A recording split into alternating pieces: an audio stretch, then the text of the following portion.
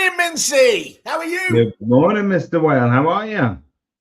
Well, I'm a bit perturbed. If you don't, I'm starting to think we can't really take any time off the airwaves because we've only had a couple of weeks break and the world's gone to hell in a handcart, hasn't it? It has. It has. World War Three kicking off. Can no longer afford to fill up your tank of petrol. I wasn't talking about that. I was talking about Angela Rayner at Property Mart. See what I did there? That's brilliant because we've not discussed that. Well, let's start there then. Yeah. I actually, when I saw it, I was like, you know what? Yeah, I'd pay to go and see Angela Rayner speak. I'd pay for the opportunity to ask her questions, but I was kind of like a bit shocked at the kind of pearl clutching outrage that followed. I don't know. Let me jump in straight away because it's unusual that I'm obviously I like to go more outspoken than you. It is absolute bollocks. Let's be really, as you said, the cancel culture nature of it, and it's like I understand entirely anyone's criticisms of her and everything else.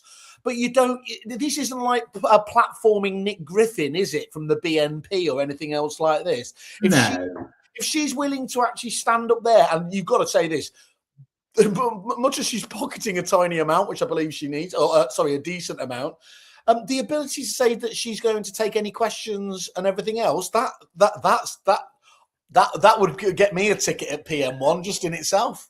I would, and I thought it was a genius signing. I thought the positioning of it as under the leadership banner probably needed a little bit of salt and pepper adding to it in nuance, but I actually think there's nothing wrong with it. But I was just absolutely, I read through the comments and you've got people saying, well, this is disgusting. This is a quasi, sort of a quasi regulator they're going to be, and they're inviting this to the stage. In all honesty, she's done something that all of us have done at one point in time, which is short paid our taxes, right? So when I say one point in time, I mean today. But you know, it is not. I don't think it's one of those fundamental things. And I think yes, we punish our politicians because they're up for public scrutiny. They're meant to hold themselves to a higher standard. But that doesn't mean that they haven't got value to. I just think, look, again, I don't want to sound like I'm going down the right-wing cancel culture line and everything else, but I do think it's symptomatic of where we are now, isn't it? Is that you just get them off. I mean, does that now mean we can't have any interesting speakers at all? I mean, again, where I get pissed off, there we are, you and me thinking, oh, is it outrageous? We've got our own conference, of course, built on trust, and we've gone with Alistair Campbell. There's whole built on trust, and then you've got the author. And if I can just lift the veil here for the public as to what goes on in the background. When I heard that Whaley had signed Alistair Campbell, given Whaley's very outspoken political views online, I put into the behind the scenes kerfuffle chat. Oh great, Whaley's just invited the architect of two wars he doesn't believe in.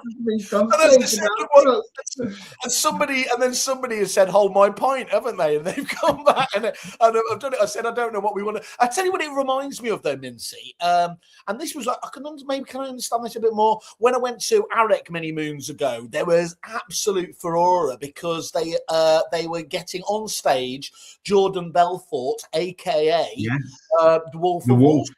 Of course.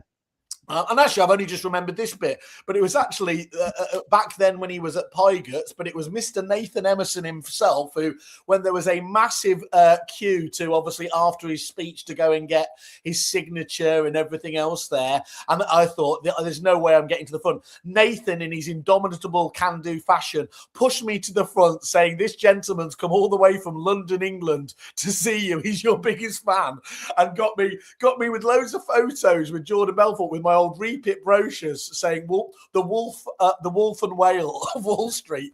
But they absolutely went crazy over that because, of course, that's a little bit clearer, isn't it? But they had it a couple of years ago, didn't they? They had, look, it's not quite the same. Who was the controversial speaker? Ratner. They had Gerald Ratner. Gerald Ratner. Yeah. Actually, just there's two things on that. First of all, Gerald Ratner. Now, okay, he's the king of self-deprecation. Do you remember I'll put myself in the category. Do you remember the day afterwards that you and I went to see the lovely Ben Beadle at the Ned after the PM1 conference, and we jumped off the tube, which was a very testing tube journey that morning after the night before. And I said, "Look, what's the odds on that? There's Gerald Ratner," and I shouted, "All right, Gerald," and he said, "My name's Dave." This fellow was off. It was like, yeah, that's a bit strange. But you've got all of these sort of characters, and I think actually, if it was a ploy, then it's great because I think more people will book than will cancel. I think it's a great. I think it's a great speech. I just think, what do you want? Do you want truly vanilla? And actually, I had a good conversation. I'd caught up with Nath, obviously, at Women in the State Agency, everything else. And he said he was dealing with it. But when he explained the logic behind it, most people understood it and everything else. And, access to who could be the future Prime Minister. You don't get many opportunities like that, do you? No, and I think, but I think also that it's also based on members' feedback. I think that they wanted more. These are guys that spend their year going to regional meetings. They listen to all the sensible stuff, the non-sensational stuff. They pay extra to go to things like, ARX and RAN and Kerfuffle and EA Master. So they go and they get a whole bunch of speakers all over the place. But this is their sort of big bash of the year. They can, if they want to, listen to something a little bit more interesting. Christian's just made the point there, just echoing that again, isn't it? There's a good chance they're PM, and what happens then? Invite her back? Yeah, she's not going to come back then, is she? Anyway, I thought that was. I didn't want to get into the whole, conferences unite, and I was genuinely, because I like to get into an argument on pretty much anything, but I stayed out of that one because I was trying to channel the Michael Jackson popcorn gif as it kicked off everywhere. A bit like, let's take it back to the World War III thing. A bit like us in the Middle East at the moment. It's like, that one's yours. I'm going to let you deal with that. Yes. We'll just stand on principle and let you deal with it for us. We're very principled. We are, if anything. We lost a speaker this week, didn't we? From the Kerfuffle conference. Right, that's definitely going to be my new logo. Yeah, and so Chuck Norris, but what a sort of instant meme culture moment in terms of the comments on whatever article about him. But you know what? He's the real deal behind the scenes. This guy. He absolutely. Because what was it? Because we were just talking off camera, weren't we? Obviously you always have the karate to take your kids to. And what were you saying before? It's actually the. So he did his he did Tang Soo Do, which is a Korean martial art, and that's the same one that my daughter does, as it happens. But yeah, no, look, he was in the Air Force, he was an actor, but he maintained this sort of aura of just being super hard, didn't he? The idea that you're going to get through the pearly gates now with him minding the door is not going to happen. I do love it. I mean, as you posted on Facebook, the comments did not disappoint, did they? There was some incredible. And what I took from it. Some people got very kind of like a bit mealy mouthed about that. I took that as just a huge amount of love and affection for him. I think it is, and I think people were sending him off in the way that he wanted to. One comment was, "I'll believe that Chuck Norris is dead when he tells me himself." When he announces it.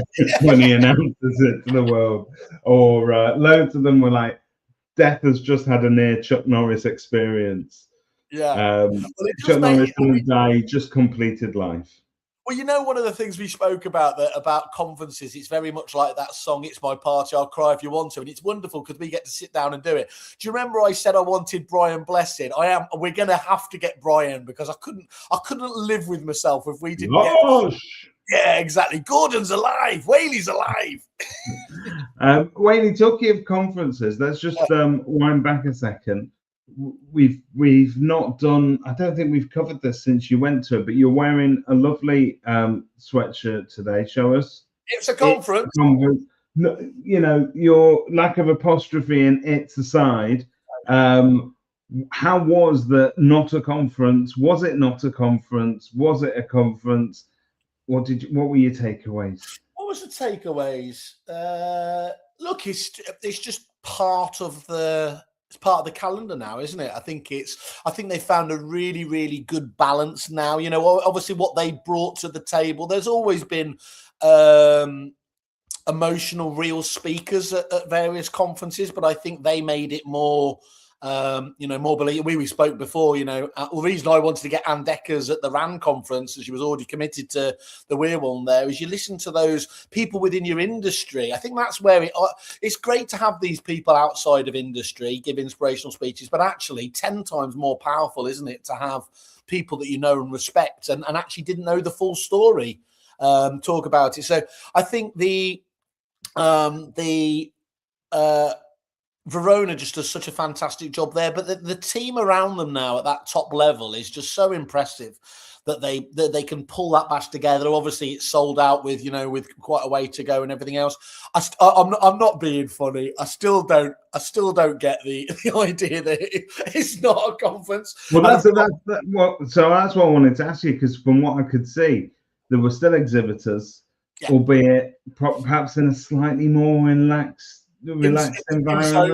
Well, look, Christian was there. He had one of them. He can tell you what it is. I just think look, here's where we align, isn't it? You and I have said we're not just doing any other conference. And if you look at what we do, we're doing just another conference. But I think the thing that we both get is that we're both kind of true to ourselves. And okay, that might be a bit risky when being true to yourself is you and me. But actually, that's really important, because everything we hear about personal brand and where people go to in the future is about not trying to just mimic others, isn't it? And I've told you many times that I deserve to be sacked every day for the first 10 years, probably deserve to be sacked now. But it was because I was just aping other people and what they meant to be like. As soon as you lose that baggage, and one of the interesting things that came up at Women in Estate Agency, one of the speakers, you have to forgive me, I'm terrible with names, but they were talking about the bollocks of imposter syndrome. And actually, just to, how can you even sort of focus on that, because it gives an excuse and everything else. And I'm a big fan of that. I think everybody has imposter syndrome up to a point, but surely there's got to be that element where you just set yourself free, and then that's do you know what the perfect tonic for imposter syndrome is? And this is going to sound wanky and woo woo, but it's lifting each other up. It's actually sort of saying, no, you do an amazing job, and that kind of peer support. And I think that's probably what we are meant to do, right? I don't know if it delivers in practice. I'm sure it does in many areas, but I think that's, there are lots of us that are racked with imposter syndrome, but the easiest way to get around it is somebody that you respect and love turning around and saying, actually, Whaley, you are in this respect, you're a genius. On this, you're out of order. Yeah, you need to be. One of the most common ones there, and you think how ridiculous that is now, but it was real because she talks about it. Michelle Gallagher, of course. Michelle Gallagher used to admit she was terrified of talking and, doing the public speaking and the kind of the video side of things. And Chris Watkins, I think it was, didn't he do some mentoring with her at one stage to get her? I think he did, yeah. Chris Watkins is actually one of those kind of quietly behind the scenes when he's not off doing his charity work and his sofaing. He is. That'll be a verb for the future we're going to regret. Yeah. Morning, Sophie. No connection to the sofa. But Chris will very often just call you, text you. He'll text me out of the blue and just say, I just want to let you know I saw this that you did. I thought it was amazing. He can be a good advocate, but I just think that we all have we can do a better job of it. We all pine for that attention online, don't we? So you can join the queue tomorrow morning on LinkedIn, where there'll be a million little kind of AI generated mini thought leadership pieces from us all. And all we're really trying to say to the public is, please don't forget that I exist. Please don't overlook my relevance. And I think sometimes, and yes, we want the likes, we want the shares, we want the comments, we need the engagement. but you can also do that behind the scenes. But you have to so to respond to Sophie's point, don't I suffer with imposter syndrome? You're absolutely right. No, I don't. And I do think, and I can't believe I'm saying this now, considering he's the most evil man on earth, and that's up against some pretty stiff competition. But you do need to channel a bit of Donald Trump. And I remember getting very pissed off, actually, whilst I was sat on Watkins' sofa, one of the first ones, and he compared me back then, I think, to Boris Johnson or a Donald Trump in terms of being a bit Teflon and just saying mad shit without really thinking about it. Or a buffoon. Well, thanks for that. Is that you just shouting? Well, no, that's when you talk about Boris Johnson. They talk about the buffoonery, don't they? Well, you'll have to ask him, but I think it was more there's obviously elements of that, but I think it's more just the ability to be populist and talk about stuff. Because here's the thing: what I mean when I'm talking about channeling Donald Trump, I said this very regularly now, is he doesn't care, and it doesn't matter what he does, as we are seeing now. Yes, loads and loads of people don't tune in, a Marmite character or whatever else there, but he will never lose his base of 35% there. And if you were to put that into business or anything else, a 35% market share, you have got the most successful business ever in it. So stop trying to appeal to the people who are never going to align with you, and so you're going to just pander to that stuff. Appeal to the people that like you and demographic. And by the way, I do appreciate you have to be in the right kind of business to be able to do this. Clearly, if you are in a national, a corporate, or something else like that, that comes with certain stipulations, doesn't it? But otherwise, especially if it's your own business, yeah. Well, thank God, thank God, Kerfuffle isn't a for-profit business. If it was, I've said that for day one. I've got to say, I've got lots of people, and I've covered this on podcasts, and I know you and I are going on another podcast soon together, and they'll always ask us the same question. What's it like to work with Whaley? I can honestly say my one compliment, but it's also my biggest criticism of you, is that you are absolutely single-minded. Like, if you get an idea in your head that we're going to do something, it doesn't matter how many people come to you and say it can't be done. You will find a way to make that happen. And in that way, it is extremely Trumpian. And as much as your vision is what remains, and all the rest of us kind of have to pivot around it. Okay, so let me just challenge you there. So obviously, just to show how that works in practice. So as you were saying that, I didn't like your Trump comparison there. So in my head, there used to be something called the Steve Jobs distortion field. So I'd much prefer to be, compared to the founder of Apple. But look, I think it's all. I think bold visions and big claims and big goals need resilience. That's the bottom line of this. Can I take it back to women in the state agency? Absolutely. So the first two speakers who I had a bit of a heavy night, unsurprisingly, the night before. So when Verona introduced absolute cottaging, I thought this is going down a new route. It turns out it was absolute collagen, which of course. Do you know what? I do miss George Michael though. Go on. Yeah, especially from that scene in Extras. But I'll tell you what, Maxine Laceby and Darcy, a mother and daughter team working together, were just absolutely amazing. And especially Maxine, who was the mother. And you talk about that single-mindedness. And she says herself she had ADHD or whatever else there, and that had actually helped her. Everyone talks these days, don't they, about these neurodivergent traits and as them actually being traits. So whilst you understand your limitations, you can't be a tech CEO, can you really, without being either having OCD or something like that. And there's actually, it's getting a bit boring because some people are almost seemingly pretending that they've got these kind of neurodivergent things. But she was she was barking mad, but I mean that as the best compliment ever. I just thought absolutely perfect and fantastic. So good conference all round. For not a conference, definitely still something that you would always put in your conference. I'm sure if they haven't got their tickets out now, they would sell half of them overnight because it's there.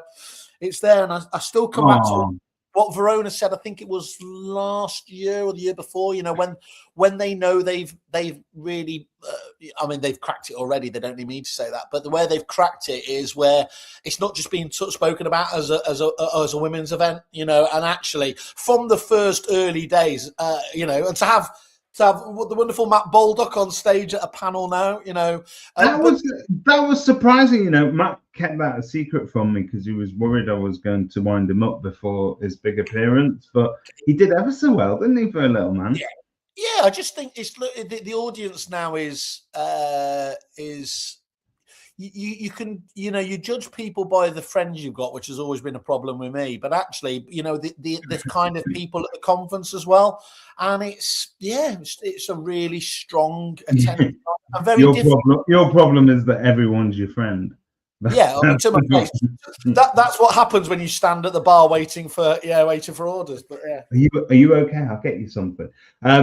Christian said, "I hope I can one day have a business with my kids with a dynamic like they had." Utterly awesome. And they I believe there was a little bit of circus theatrics as they made Matt get onto a very high stool. Well, I wouldn't know that, of course. Me being a strapping 6-footer like Christian, we're above all that, literally. Let's move on. Are we going to announce the woke Kerfuffle filter that we've got? It's a new app. So just want to congratulate Simon Gates on holding one of his first masterminds. Don't worry, Simon. Our Kerfuffle woke filter picked this up and we've run it through the system. And what we come out with? We've asked it to improve it. There you go. There you go. And then a few women, people of color, a little bit of diversity. That's how it should look. That's how it should look. I tell you what, I'm getting a little bit obsessed with Gatesy. As he did say, brilliant. He didn't say it publicly because I haven't managed to lure that part of him out of it. But with LSL announcing record profits last week, he did say, "Look, that's what happens when I speak at their conference." So I thought he's channeling a bit of the Simon arrogance there, which was fantastic. There's definitely more than a bit of arrogance there, but he's he's good at what he does, and I think he's quite effective. Can I tell you who else I'm getting obsessed with a little bit? Yep. This Chris Webb and his exceptional hair. And I'm not saying. I've got a theory about Chris Webb, and morning, Chris. If you're watching this, you can prove us wrong, but I think Chris Webb is a Barbie doll, like a Ken doll. The hair is always perfect. I reckon if you pull his pants down, he's got smooth plastic genitals as well. Well, that's great to see that women in the state agency has taught us nothing, isn't it? So well done there. Brilliant. Just to go. But he is always sort of very picture perfect, isn't he? He's picture perfect, but I think that where I'm really starting, and obviously been sick, because I think I saw him speak first at your what was it, the Property Mark Trust, wasn't it? Yeah. I mean, Jesus Christ, that was as raw as it gets in terms of an honest story and everything else. That was amazing.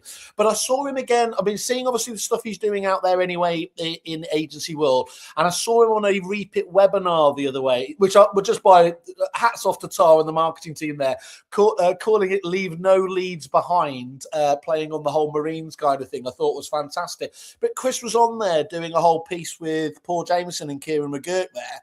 I tuned in for some of that, yeah. Yeah, it's good. It's good. Much more, and we spoke about this, haven't we? Our challenge to mix things up and do things differently, because now, as companies like Repeat are really starting to do really quality webinars, good Lord, have been doing stuff like that for a while, hasn't it? I keep having conversations. I saw the wonderful Ben G from Hatton Home. I saw Vince Courtney and Charles Robinson, Jones Robinson, obviously amazing agents. And we were talking about how strange it is that the lack of trainers out there these days is a bit of a phenomenon, because there's more and more focus on training and development, or at least people talking the talk, yet we seem to have less than we've ever had there. And I think is that because so much of it is now widely available for free on TED Talks and things like that, or is it because actually in our industry in particular, the suppliers are really stepping up to the plate and providing stuff out? We've got Sophie here, obviously, who does amazing stuff. We've got Christian Christian Byfield, who does his Viking interviews and everything else. You're not spoiled for choice these days, are you? Or you are, rather. No, well, I think the point there is choice, and I think I'd like to thank you for mentioning every industry trainer except possibly the newest one in the industry. I knew you were going to do this. Yeah. So okay. No, but okay. But let me talk about that for a second. So talk about yourself, Mincy. I'm going to talk about myself. So I got the training bug after being. It was weird. I was asked to fill in one day for Stephen Brown by RAN. Because they had a training slot available. Because you do the best impression of him in the industry. The best impression of him. They say, Dave, we need someone Jewish, and we need somebody who's able to do that little Edgware accent. So yeah, I turned up and I did it, and it instantly appealed to me in terms of both. You know, I spend my days papping on, talking to people, to suppliers and agents and everybody about how much I love a state agency, want to make it better, but then you get that opportunity to actually kind of teach it. And so now in this kind of training season, I've done 5 of the RAN regionals, and they've been really, really interesting and a super great experience for me to sort of cut my teeth on it. But the way that I position training is, it's training for people that don't want to be trained. Or don't feel that they need training, and I think and talking to some of the business owners, that's what they'll comment. They'll say, look, you know, I've done in-house training, I've had external trainers in, and it doesn't work because it meets resistance from them because they all fit. You know, my staff are stuck in their ways, and so there's that resistance. My trick is, unlike perhaps Chris, unlike Simon Gates, unlike Watkins, Tony Morris. I mean, we can cycle through them all. Even if we want to, you know, Charlotte, Jeffrey Campbell, the lot of them. I think what probably makes me slightly different is that I still go into living rooms every day of the week. So if I'm still out there, just to be clear, as part of a state agency. Yeah, I'm breaking into your house at night, and I learn an awful lot about people during those moments. No, but I think. You know, being on their side, doing the job, and still then being able to sort of come and train them and say, look, I'm not going to ask you to do anything I wouldn't do, and if this fails, I fail as well, because I'm going to practice this in the room. And I think that does make a difference, because you need to cut through to that audience who sometimes are fed up of being told what to do by those who don't do it anymore. With great ideas, and so that can be. I think that's the gap in training sometimes. And far be it for me. It was like watching, obviously, we were like watching your daughter deliver a smackdown in the karate, but seeing you, obviously, because you've always had that ability to, you know, obviously to connect with people, but also around, as you said, that rounded areas. And much as you know, I would be because we're British, I would very much not like to have to say this because it's so awkward, but to see those scores come in, because we obviously go back to everybody there. I mean, the RAN regionals, since we've gone down this more training and development route anyway, then 9.4 out of 10, which is fantastic to see. So to get people out, but to see you coming in as well at 9.7 I mean, I honed in on the one person who gave you a 6 out of 10 and said, as British people did, and said they thought you were a wanker. Can try harder next time. No, look, it's. But by the way, that one was Stephen Brown. It's great to be out there doing it, and I'll be honest with you, I learn as much from those agents, because they're great agents in those rooms, and some of them have absolute great nuggets. So I'll give you one of them, and it's just a simple thing, but you know Mandy Menham from Duncan Yeardley. Yeah, she's their RAN champion. She's also quite. She's brilliant, but they're all brilliant. They turn up to the it was the Reading regional meeting, and they all sort of gave. You know, we're going around the room and we're sort of getting them to sort of also put their ideas on the table. But she was talking about one of the things that she does if she gets a customer coming into the office, is that she will make sure that before they leave the office, she's introduced them to everybody in the office. Amazing. And to me, I just think, how many years have I sat there with customers coming into the office or to the shop, and you just think, I'm going to deal with them and get them out of here as quickly as we can, so we can move on to something else. And instead, she takes time to say, right, this is Simon. He's going to deal with your property management if you ever become a landlord. This is David. He'll be the one that processes your payments. This is Natalie. She's amazing at doing viewings or whatever it is. And I love Stephen Brown. Stephen Brown also got amazing feedback this training season. But basically, be your own champions. We talk about using social proof the whole time, which is using external reviews from the public to sort of say, my service is good, don't just take my word for it. But how often do we miss the opportunity to actually give our own colleagues a big up? So there's a couple of things that jump out for me. What you're saying there is, first of all, going and looping it back to the imposter syndrome. Where the imposter syndrome again stopped for me was where, after having spent so long in there and obviously not understanding the industry at all, but I started just parroting and learning from the best agents, of course, which, Repeat had and still do, obviously, many of the best agents. So if you can't, you're going into a Paramount, you're going into a Romans, you're going into all these fantastic businesses. And I'm sure, and I know this for a fact, Stephen will probably echo this. There is, lots of these trainers and these sort of these regionals and training things.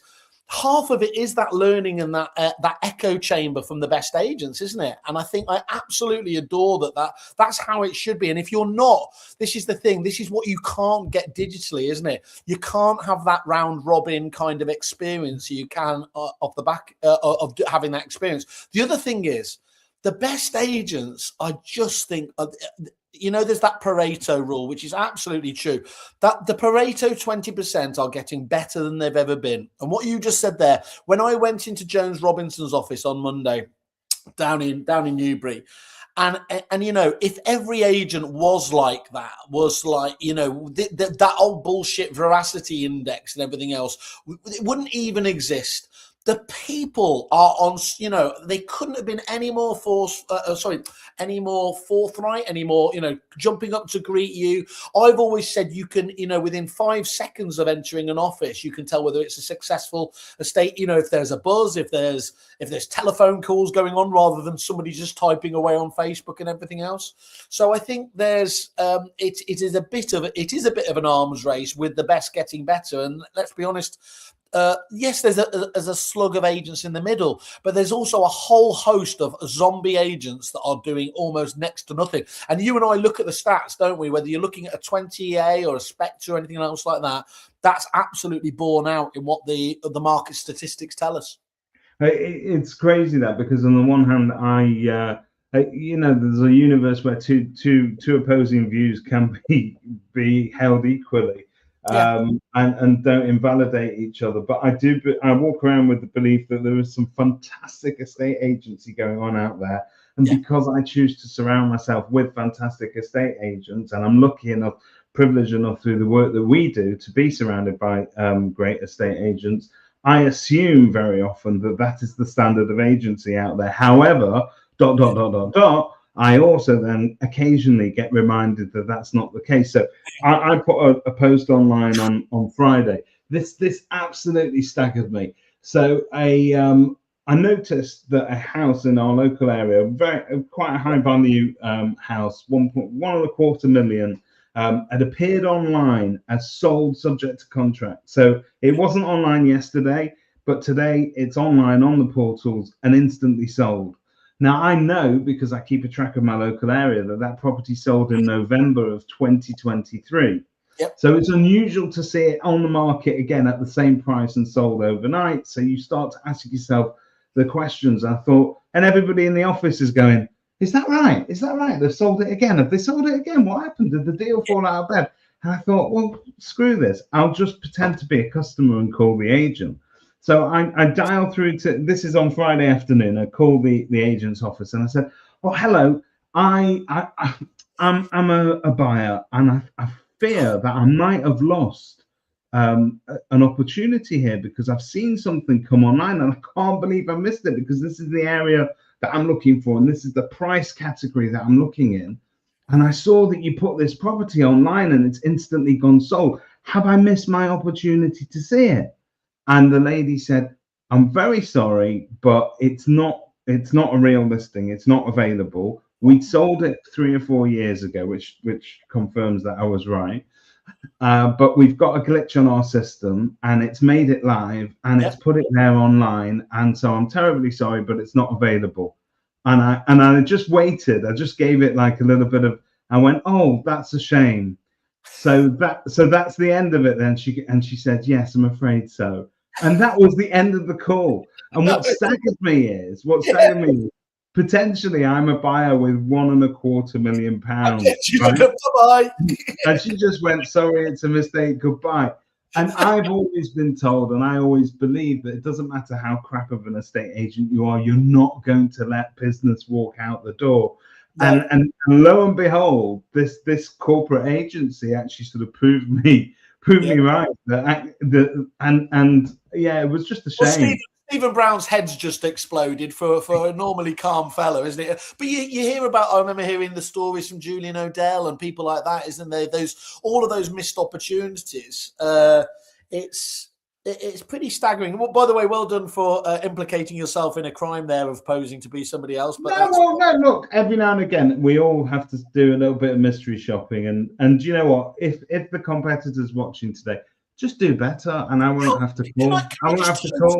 Can I just totally take that sideways, actually, because you just mentioned it there. How ethical do you think mystery shopping is doing that on your competitors?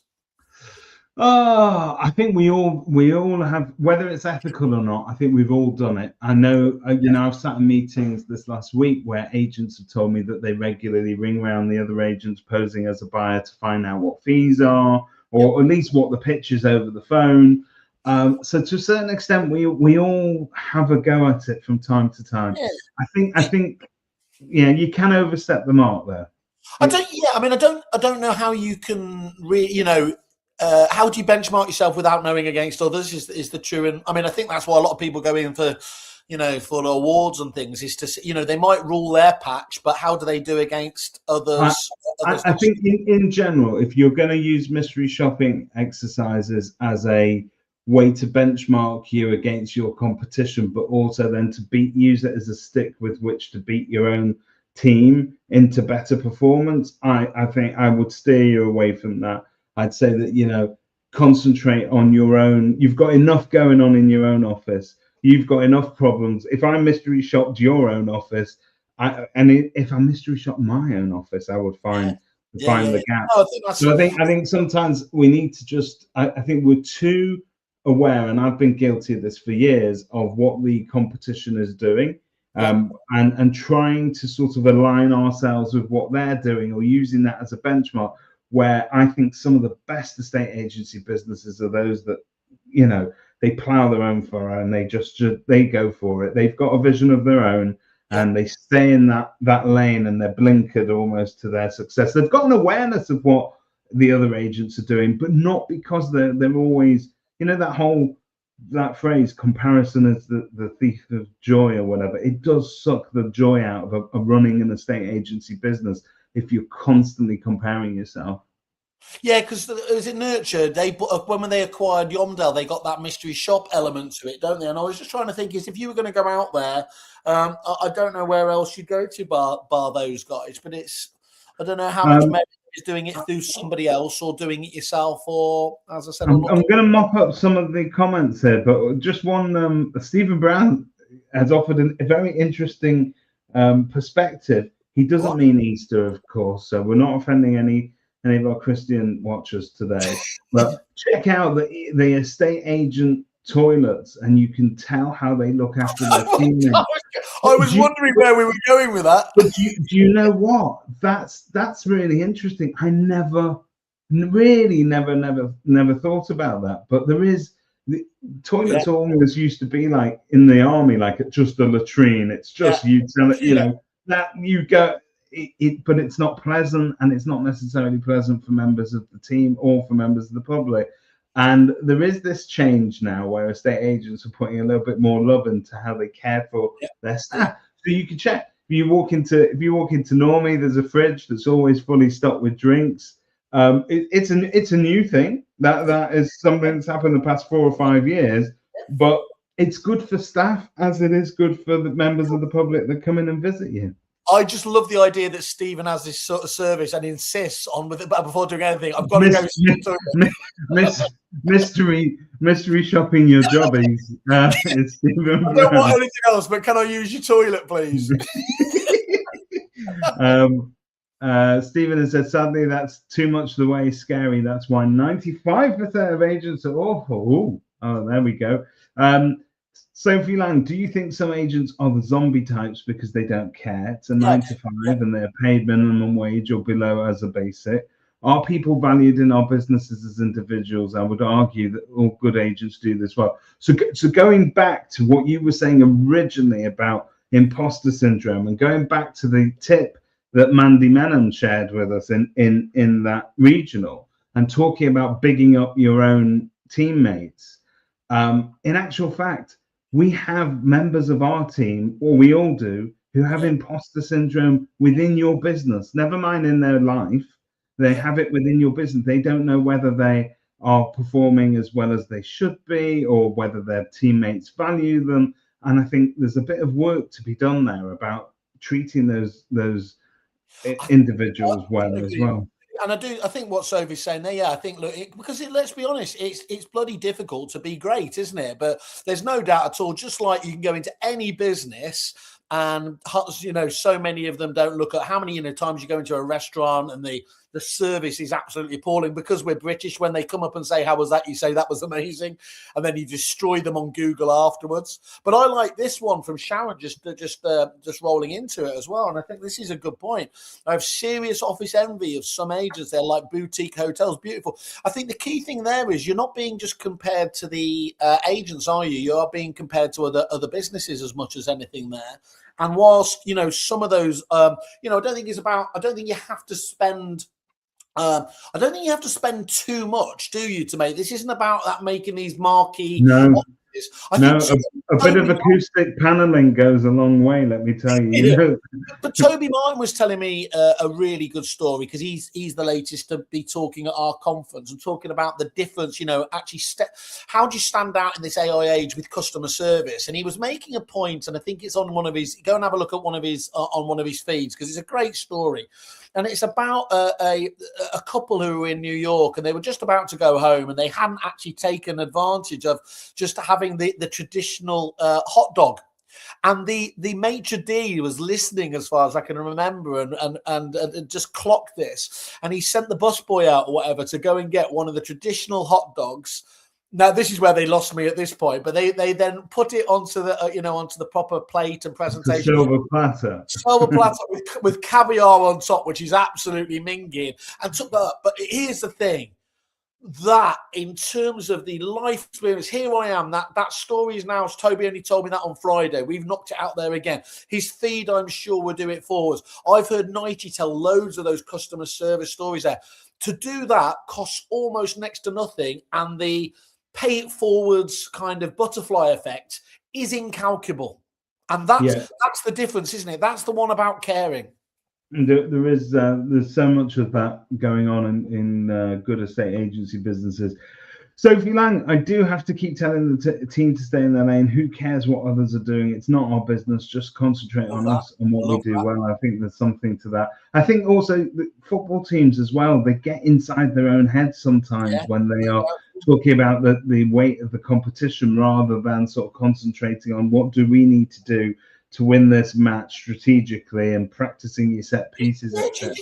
Do you think that voyeur, that sort of, what do they call it, curtain twitching effect is, I think that probably is one of the Brits are particularly crap at that, aren't they? We do obsess about others. I mean, there's that, I think Simon Woodcock was making a point that, I think it's so sad that people in these days have to take a pop at successful people. And it was like, well, when did you that brings us on to the next part of our show. We're going to do that in a second.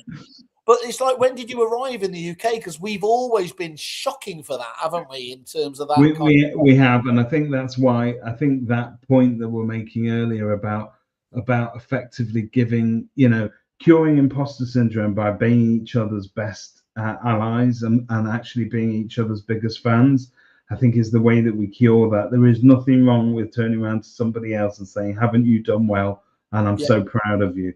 And somebody who's doing well, and I'm very proud of, Christian Byfield, has said, what I find bizarre is you don't need to train for any other reason than to be a more profitable business.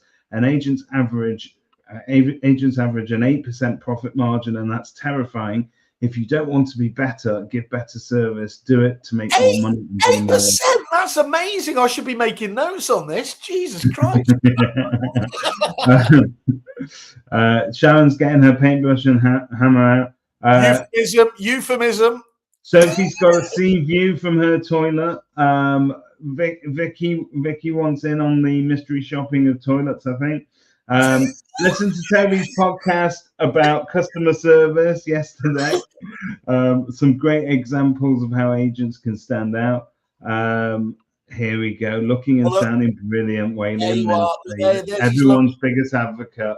Don't worry, Watkins. We're going to be here taking, as the world goes to hell in a handcart, we're going to see people off with a smile on your face. We've got another 10 minutes of interesting stuff to get through. I'm going to clear these comments. Start at your own desk. Joshua from Reaper. Start at your own desk and make concentric circles outwards from there. Really good tip there. Training is 100% an investment, and she agrees with Christian. We'll send you a booking form shortly, Sophie. And Christopher Watkin. Imposter syndrome whispers, not enough. So instead of doing the hard work to grow, some people try to shrink. Don't ever do that weird whisper that you did there. I don't think the public's ready for that. Hey, everybody. Well, listen, guys, let's talk about something else that happened. We talked about success, and we talked about, I don't think we called it willy waving, but there is a bit of willy waving going on. So for once, the industry press and social media were full of stories that actually started to get agents a little bit more ignited again. Obviously, since we did our last podcast, I'm not saying we're to blame, but since we did our last podcast, the Bruce brothers announced their return to Purple Bricks. Yeah, I missed all this. Which was a huge announcement because, we all know what the Bruce brothers did at Purple Bricks originally. And also how it affected us as an industry. I think overall, I think we became better because we had to respond to the sort of investment that they made in undermining the work that good agents do every day. So I think we had to get better at proving our value to the public. Two things. The tech that they brought at the time was genuinely very impressive. Self-service, all that ability there, that was amazing. But also, as well as, it forced clarity from agents to emphasize what they did. Whereas it was a bit of a sort of, it was a bit of a mystery. Agents did become very good at that over time. They had to evolve in the face of that competition, didn't they? Sharon's talking here about an apology card, sympathy cards, and saying thank you cards. Stephen Brown is the boss at saying thank you after something. He's amazing with thank you cards. But saying an apology card is great, but an apology that is qualified by this is what we're going to do to make up for it, Mr. and Mrs. Customer, is even better. Willy waving and fanny fair. And that was all that Christian was shouting at women in estate agents. You had to tell him to tone it down. He's awful, isn't he? He's just awful. So let's have a look at a story. So this week in property industry. Mintz, can you tell that photo is? I've done it. I'm going to drop this depth charge here. I'm good. So genuinely, if I can just make this comment, actually, I'm going to just remove this from the screen so we get this right.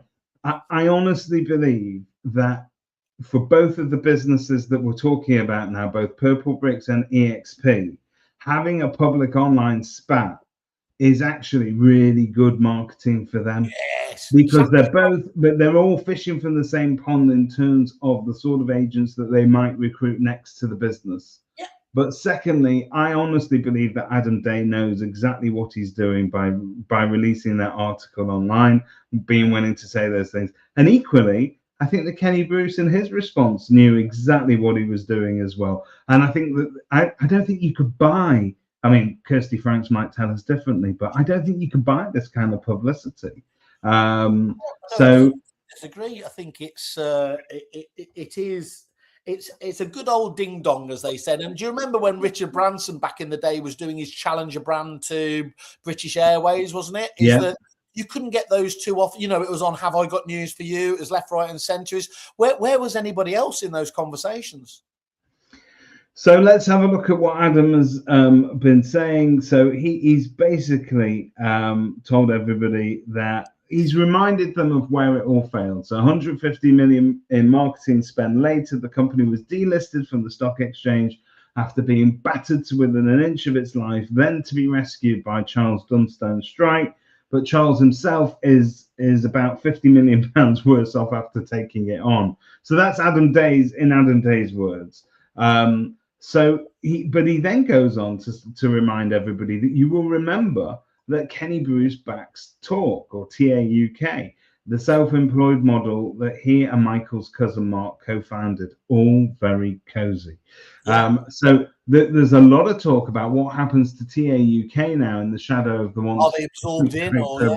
So are they? So here's what he's taking bets on how things will turn out. Purple Bricks quickly absorbs Talk into its rejuvenated hurry to grab market share and traction to show potential investments that it has a momentum again. Then expect an eventual PB refloat on the London Stock Exchange so that Messrs. Bruce get rich again. After all, why else would they get involved? In the process, the upshot is that existing Talk agents can now look forward to becoming Purple Bricks local experts, and with 20-hour days, corporate targets, and pressure that all of their forebears had to contend with. Oh, and don't forget those so-called 5-star reviews, lots of them, or you'll be in trouble.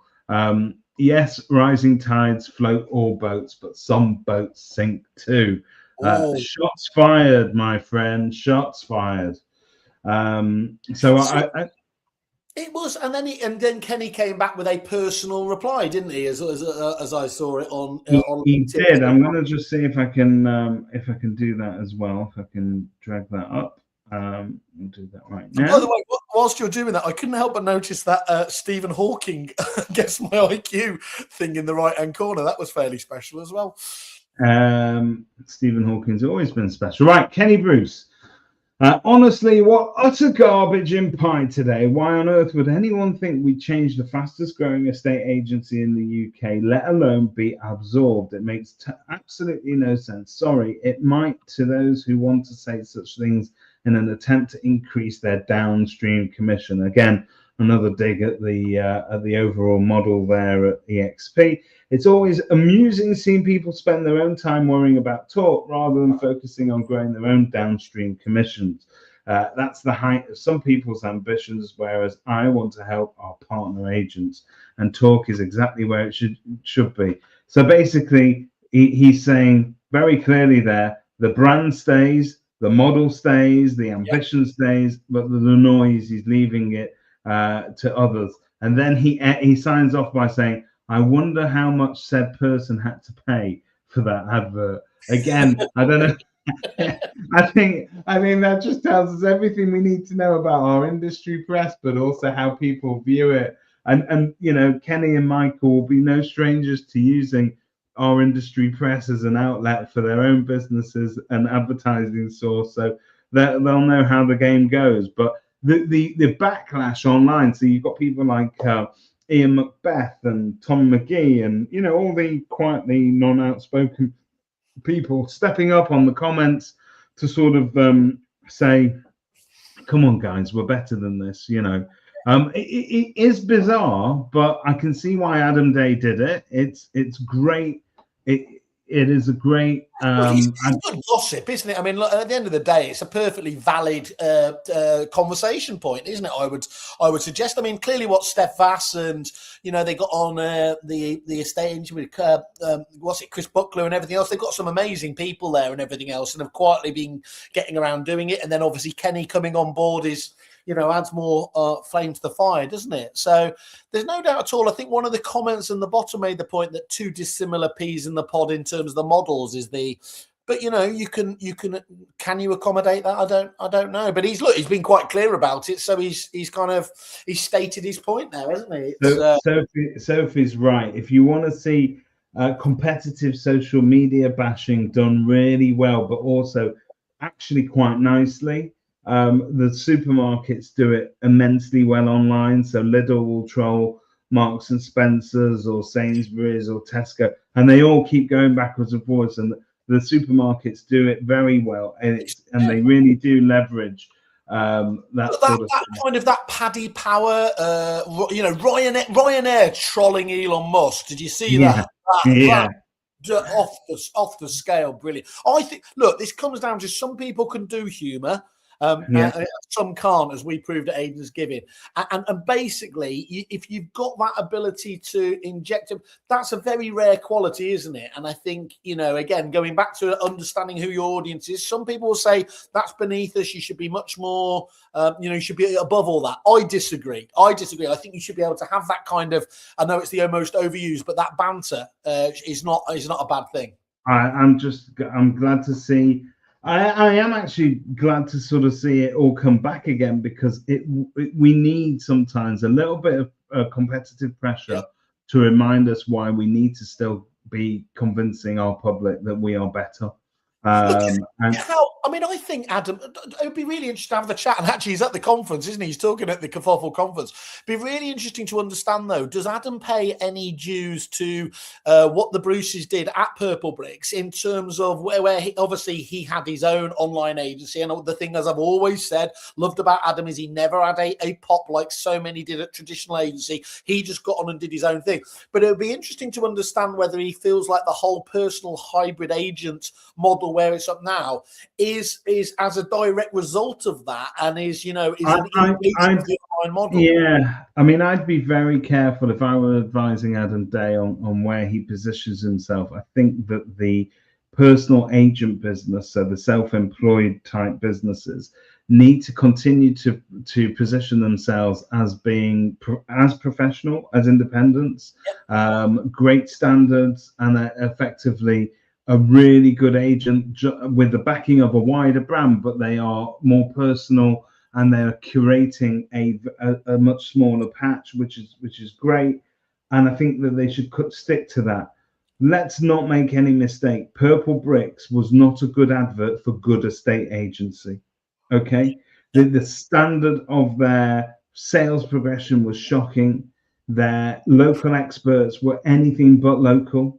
I mean, unless I'm a local expert to Milton Keynes, which I'm not, I'm about 200 miles away. And so Purple Bricks perpetuated that myth and that model. The use of those 5-star reviews to endorse things that hadn't yet really happened in the cycle. We can talk about that another time. But I think the worst thing that could happen is that Purple Bricks are able to say, actually, we've learned from all of that. And as a result of it, we have decided that Purple Bricks agents are now going to be the best agents in the country, and we're going to up our standards, and we do care, and we're going to charge proper fees, and we're going to do this right. I just don't think the leopard can change its spots. Well, I think in order to give the market what it wants, it needs disruption. For me, the most fundamental part of this is, do they stick with the strike-free, free model, obviously, that was adopted into Purple Bricks? Or Purple Bricks, obviously, has started charging anything else, or are they going to charge more? Because I think the one thing that you see with some of the very best EXP agents and other agency models are obviously available is that actually, it doesn't have to be a low-cost proposition. I think Verona made that point when she was on stage at Property Mark a couple of years ago. If you can see those agents that feel that they are, to use the old L'Oreal, because they're worth it, And we know from Mr. Watkins' amazing stats that they are brilliant at making sure that they are obviously on the job in terms of time to sell and everything else. I think because obviously it's so much more important to them to get that money in the bank than it is traditional agents. I think that's going to be fascinating to see what goes on with the evolution of the online agency model. I think it is harder to run a good business, and when I say good, in not in terms of the money in the bank and profit, but in terms of the value that it adds to the public. That is done slowly and carefully by business owners up and down the country who care about their public, who genuinely have a foot in their schools, in their patches, in their charities, in their communities. We've demonstrated that time and time again. That's where agents come into their best, is by the integrated part of the thing. You cannot come in and grab a slice of that and still do it well at scale. And I think that's where they're going to come a cropper. And I think that in order to feed the corporate beast, but if their mission is to get it back on the stock exchange as quickly as possible, they're going to have to make a land grab for quick wins. And quick wins means cutting corners, and cutting corners means cutting standards, and cutting standards means making a job easy for the rest of us. So your gut feel is that but I would suggest, can you do that in this day and age again? Can you ostensibly, can you cut those corners now, or as it said before, was it Christian said, has the market moved on? I don't. So let's have a look at those comments. Actually, if they wrap them up, they'll have to revisit the PB fee structure, which online desperately needs to become viable. Sharon, who I love and adore, honestly, she's one of my favorite people in the world. I think, look, we know we're absolute suckers for a bit of casual swearing, but Sharon delivers it with the panache that I absolutely adore. Other people swear. For Sharon, it's punctuation to a sentence. It's music. It is all a bit of Dickhead Central, though. Back to Willy Wangy, which she means. I think she was talking about us, Dickhead Central. Should we relabel it? Stephen Brown is curious to think what sellers and landlords think of this, watching it all play on LinkedIn. And so that is a beautiful point. Why, guys, I'm talking to the industry as a whole, when you're on LinkedIn, you've got the feeling that you are not pitching to your clients, but you're actually talking to your peers, to the rest of the industry. Please be aware that your clients can also see it. So don't be prepared to promote any kind of image of yourself that you're not willing to stand in that client's living room and endorse. So Stephen's 100% right. It all looks so bad. Sorry, just on that, just before you jump on. So what do you do about that? Because your friends and colleagues, it only takes a Tom McGee to jump in and derail a thread or something like that. You can't ignore your peers there, because they are quite often the ones, in that British way we talk about, they like to take the mickey, but you can't block them out from your social media feeds. It's a really difficult quandary. Yeah, look, I would say, look, you've got to. If you're sticking to your principles, that's great. But you've got to also, as a business owner, if you're an active estate agent, if you're perhaps even in the supplier sphere, but you're a service provider to the industry, but you don't deal with members of the public, you have a little bit more leeway to say what you want, because you're effectively becoming a pundit as opposed to somebody that's actively working in it. But your online image, and this is something that we will talk intensely about at the Kerfuffle conference, but when we're talking about reputation, when we're talking about trust, curating your online image and what your voice actually says, not just your brand, but your personal brand as well, it needs to align with what your customers want to see. And what your customers overwhelmingly will want to see is somebody that's sensible, level-headed, and that they're able to offer sound professional advice. If, however, you have too much time to get involved in online spats, your customers will see you as petty, and they will also see you with too much time on your hands, and you're not spending enough time promoting their properties or selling properties, and therefore you are retreating to the comments on Pi instead. Let's go through a few of those comments. Jason Lee, trolling online, surely not. Good morning, Mr. Lee. He's a marketing genius, that Lee. Honestly, he's got an No, idea the for bit I like was they announced that, and he went away on holiday, leaving Nathan to take the calls. Can I just say something about Jason Lee? I don't know too many people that are other than perhaps Chris Webb that are so immaculately dressed as Jason Lee is. If you ever get a chance to see him at a conference, oh my word. Yeah, there is that. I Ladies. think it's the absolute look of disdain that he shares for me when he spots me across the room. When our eyes lock. Oh, wow. I actually think this is Sharon Carter. I actually think this whole, I'm a self-employed agent model bollocks.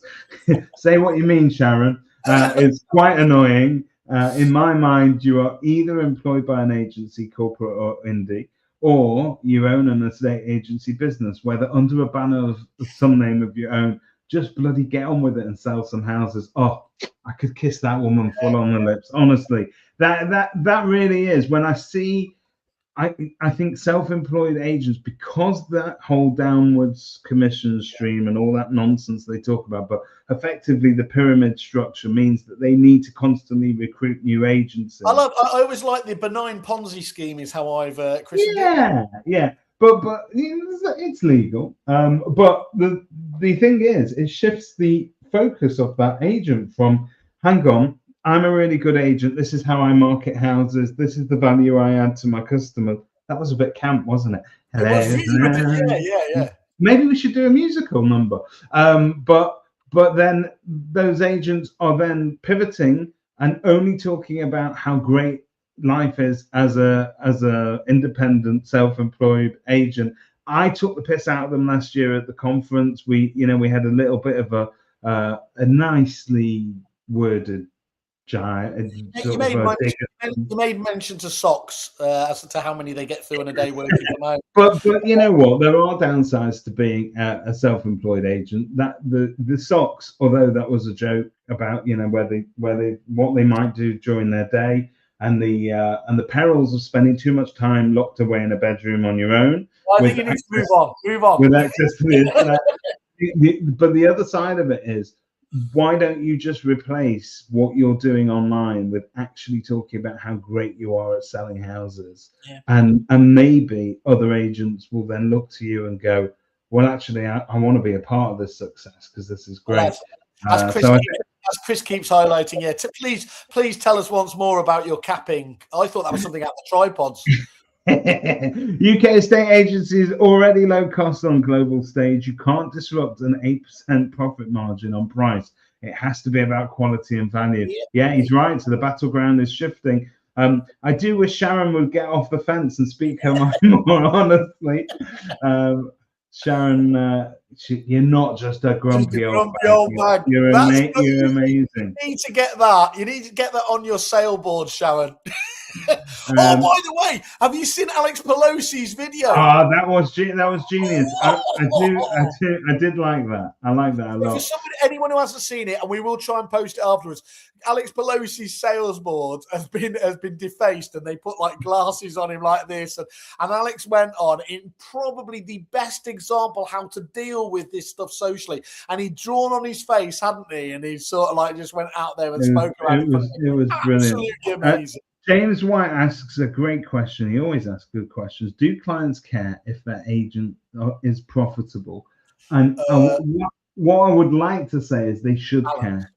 They should care, but it's a balancing act between, because the other view of agencies, they're taking the piss and charging too much. So it's as ever, it's a real careful balancing act. But you're right, they should care, because if they're not running a coherent business, aren't they? Yeah, well, and that's it. And so, the public think we're overpaid for what we deliver. Well, it's our opportunity to show them where the value is. But more importantly, they should not mind an agent doing well and actually making a decent profit, because it allows us to reinvest that in our teams. It allows us to reinvest it in the standard of service and agency that we're providing.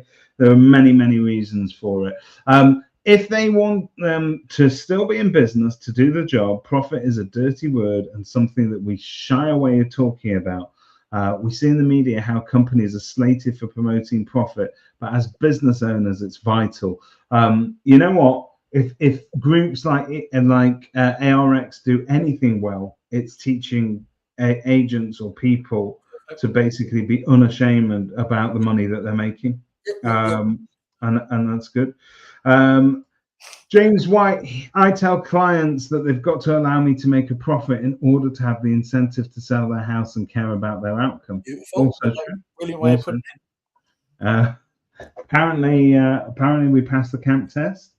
Sharon Carter, it shocks me sometimes people have joined whatever self-employed model they choose, and then after a month they're screaming about how they've chosen the wrong model and they're not getting any support and they have no houses, etc. Seriously, self-employed kind of speaks for what it is.